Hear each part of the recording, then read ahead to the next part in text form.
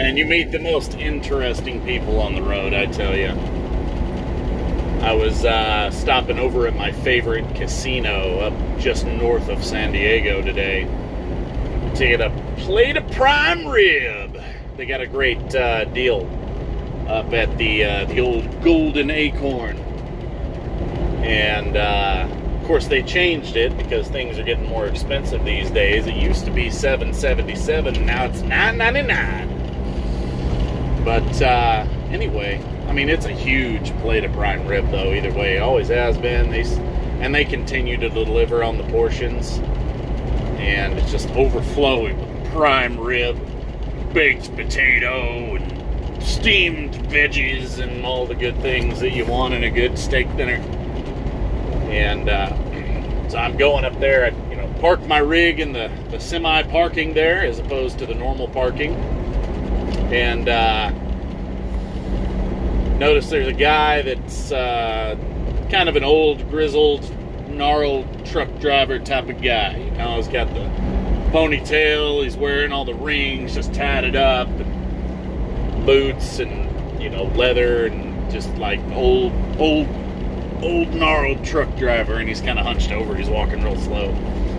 So me and my awesomeness, I just stroll right the fuck past him, open the door for him, hold the door open, and continue on my way to the restaurant. And wouldn't you know it, I happened to grab the last table available in that restaurant.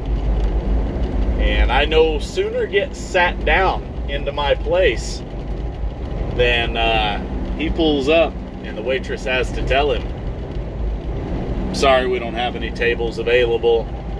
It's going to be at least a 45-minute wait." So I look over and I speak up and I'm like, "Where you been? I've been waiting for you, man. It's been at least a half hour. Come on over here, man." And the waitress is like, "Him?" And I'm like, "Yeah, absolutely. I've been waiting. Come on over here, man." So he sits down and says, "Hey, I really appreciate that, man. I'm kind of starving." And I said, "Yeah, don't worry about it, man. I got an extra seat here. You might as well share a space for a few." And he launches into the stories of what he does for a living and who he hauls for a living. For the last 15 years, he's been hauling for an entertainment company that basically what they do is they haul entertainment equipment for people who are touring. And he just got off of tour with Aerosmith doing Steven Tyler's country Mama Jamma tour, whatever. And turns out this tour was his last tour. He's retiring. He's on his way back to Tampa, Florida. And I spent an hour being regaled with the tales of the entertainment industry. And of course, that's not the only thing that he's done in his trucking career. He's been driving for 43 years. The man's 73 years old. He's been driving for 43 years. Just champion of the open roads.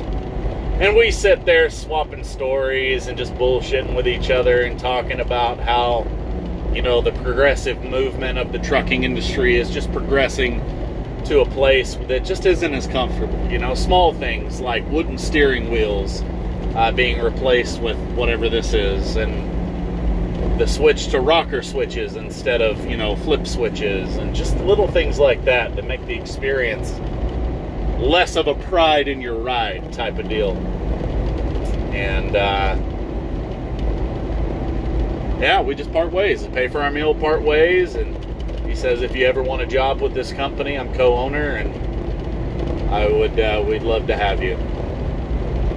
There's a lot of money in this industry, and I've got a pretty good position now, but it's always nice to have something in your back pocket. But anyway, so you just meet the most interesting people on the road, I can tell you that. It's a good time. 60% of the time, it works every time.